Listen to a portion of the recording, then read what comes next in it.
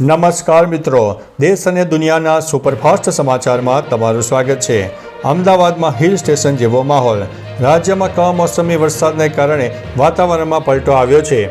ગઈકાલે સવારથી જ અમદાવાદમાં 30થી 40 કિલોમીટર પ્રતિ કલાકની ઝડપે પવન ફૂંકાયો અને ઠંડા પવન ફૂંકાતા લોકોએ ઠંડીનો અનુભવ કર્યો।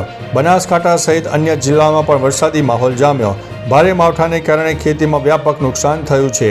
ઉપરાંત મળનારી કેબિનેટ બેઠકમાં પણ અસરગ્રસ્ત ખેડૂતો માટે કૃષિ સહાય પેકેજ અંગે કોઈ મોટો નિર્ણય લેવાઈ શકે તેવી પણ શક્યતા હતી। મિત્રો, અન્ય મહત્વના સમાચારની વાત કરીએ તો પુત્રને લઈને પત્ની પ્રેમી સાથે ગાયબ થઈ ગઈ। પતિની હેબિયસ કોર્પસ જોવા મળી છે। અમદાવાદમાં એક વ્યક્તિએ ગુજરાત હાઈકોર્ટમાં હેબિયસ કોર્પસ અરજી દાખલ કરી છે, જેમાં તેની પત્ની 5 વર્ષના પુત્રને લઈને પ્રેમી સાથે જતી રહી હોવાનો આક્ષેપ છે। અરજદાર પિતાને શંકા છે કે પુત્ર પાસે કેનેડિયન પાસપોર્ટ હોવાથી પત્નીનો પ્રેમી તેને વિદેશ લઈને ચાલ્યો જશે। પત્ની અને પુત્ર 17 દિવસથી ગાયબ છે અને આ મામલે બોડકદેવ પોલીસમાં અરજી અપાઈ છે। હાઈકોર્ટે પોલીસ પાસેથી કેસનો રિપોર્ટ માંગ્યો છે।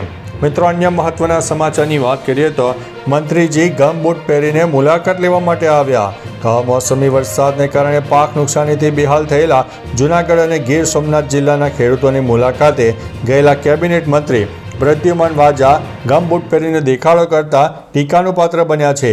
ખેતરોમાં ઊભો પાક નાશ પામતા ખેડૂતો આર્થિક સંકટમાં મુકાયા છે। સોશિયલ મીડિયા પર વાયરલ થયેલી તસવીર જોઈને સ્થાનિકો માની રહ્યા છે કે મંત્રીને ખેડૂતોની વેદના કરતાં પોતાના કપડાની વધુ ચિંતા છે। મિત્રો, અન્ય મહત્વના સમાચારની વાત કરીએ તો અદનાન સામી વિરુદ્ધ છેતરપિંડીની ફરિયાદ। મશહૂર ગાયક અદનાન સામી અને તેમની ટીમ વિરુદ્ધ ગ્વાલિયરની લાવણ્યા સક્સેનાએ જિલ્લા અદાલતમાં છેતરપિંડીની ફરિયાદ નોંધાવી છે। લાવણ્યાએ 2022માં અદનાન સામીને સંગીત કાર્યક્રમ યોજવા માટે 33 લાખની ડીલ કરી હતી અને એડવાન્સમાં 17.62 લાખ ચૂકવ્યા છે, પરંતુ કાર્યક્રમ યોજાયો ન હતો અને કોર્ટે 28 ઓક્ટોબરે સુનાવણી કરીને ઇન્દરગંજ પોલીસ સ્ટેશન અને એસપી ગ્વાલિયર પાસેથી કેસનો સ્ટેટસ રિપોર્ટ પણ માગ્યો છે। મિત્રો, અન્ય મહત્વના સમાચારની વાત કરીએ તો સોના ચાંદીની કિંમતમાં મોટો બદલાવ। સોના ચાંદીની કિંમતમાં ઘટાડાનો સિલસિલો યથાવત જોવા મળ્યો છે। સોનું ધનતેરસથી અત્યાર સુધીમાં લગભગ 7,600 પ્રતિ 10 ગ્રામ સસ્તું થયું છે। મંગળવારે પણ સોનાના ભાવમાં ભારે ઘટાડો નોંધાયો। અમદાવાદ અને વડોદરામાં સોનાનો ભાવ 24 કેરેટનો 1,22,510 રૂપિયા અને 22 કેરેટનો 1,12,250 રૂપિયા છે। ચાંદીના ભાવ પણ ઘટાડા સાથે ભારતીય બજારોમાં 1,54,900 રૂપિયા પ્રતિ કિલોગ્રામ ઉપર આવી ગયો છે। વિદેશી બજારમાં ચાંદી 2.03% ઘટીને 47.60 પ્રતિ અંશ ઉપર થઈ ગઈ છે। મિત્રો, અન્ય મહત્વના સમાચારની વાત કરીએ તો વીરપુર ધામમાં જલારામ બાપાની જન્મ જયંતિની ધામધૂમથી ઉજવણી કરવામાં આવી।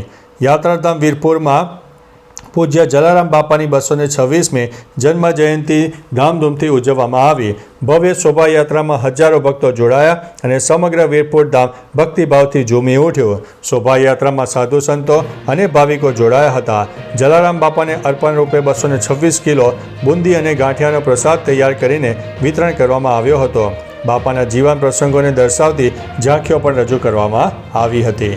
મિત્રો, અન્ય મહત્વના સમાચારની વાત કરીએ તો પીએમ મોદીના વખાણમાં ઓતપ્રોત થયા ટ્રમ્પ।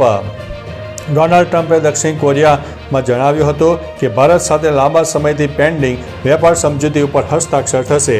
તેમણે કહ્યું છે કે જો તમે ભારત અને પાકિસ્તાનને જુઓ તો હું ભારત સાથે વેપાર સોદો કરી રહ્યો છું। મને પીએમ મોદી માટે ખૂબ જ આદર અને પ્રેમ છે। અમારા સંબંધો ખૂબ સારા છે। પીએમ મોદી સૌથી સુંદર દેખાવાના છે અને તેઓ જબરદસ્ત વ્યક્તિ છે અને તેઓ ખૂબ જ કઠોર પણ છે। મિત્રો, અન્ય મહત્વના સમાચારની વાત કરીએ તો આસારામને વચગાળાના જામીન મળ્યા છે। રાજસ્થાન હાઈકોર્ટે દુષ્કર્મના કેસમાં આજીવન કેદની સજા ભોગવી રહેલા આસારામને મોટી રાહત આપી છે। હાઈકોર્ટે તબીબી કારણોસર આસારામને 6 મહિના માટે વચગાળાના જામીન આપ્યા છે। આ કેસની સુનાવણી કરી રહેલા કાર્યકારી મુખ્ય ન્યાયાધીશ સંજીવ પ્રકાશ શર્માની આગેવાની હેઠળની ડિવિઝન બેન્ચે આસારામને વચગાળાના જામીન આપ્યા છે। હાલમાં આસારામ એક ખાનગી હોસ્પિટલમાં સારવાર હેઠળ છે। મિત્રો, અન્ય મહત્વના સમાચારની વાત કરીએ તો ગુજરાતમાં સ્ટ્રોકના 10માંથી 4 દર્દી 50 વર્ષથી નાની ઉંમરના છે। વર્લ્ડ સ્ટ્રોક ડે ગઈકાલે ઉજવાઈ ગયો. તેના અવસરે ગુજરાતમાં પેરાલિસિસ અને સ્ટ્રોકના વધતા કેસનું ચિંતાનું કારણ બન્યું છે. આ વર્ષે અત્યાર સુધીમાં સ્ટ્રોકની ઇમરજન્સીના 10,098 કેસ નોંધાયા છે.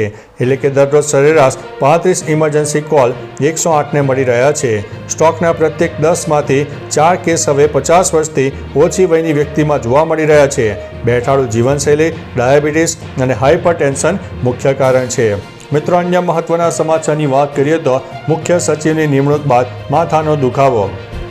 M.K. દાસ મુખ્ય સચિવ બન્યા બાદ તેમના અગાઉના હોમ ડિપાર્ટમેન્ટ અને CMOના ACHના ચાર્જ ઉપર નવા અધિકારીઓની નિમણૂકને લઈને અસમંજસની સ્થિતિ છે. હોમ સેક્રેટરી તરીકે ડૉક્ટર જયંતિ રવિ સહિત કોઈ મહિલા IAS અધિકારીની તક મળી શકે છે, જ્યારે CMOમાં સ્થાન મેળવવા માટે દિલ્હી સુધી લોબિંગ શરૂ કરાઈ છે. આગામી 3 દિવસમાં સત્તાવાર જાહેરાત થવાની શક્યતા છે. મિત્રો, અન્ય મહત્વના સમાચારની વાત કરીએ તો માવઠાથી થયેલા નુકસાનની સહાય ચૂકવવાનો નિર્ણય.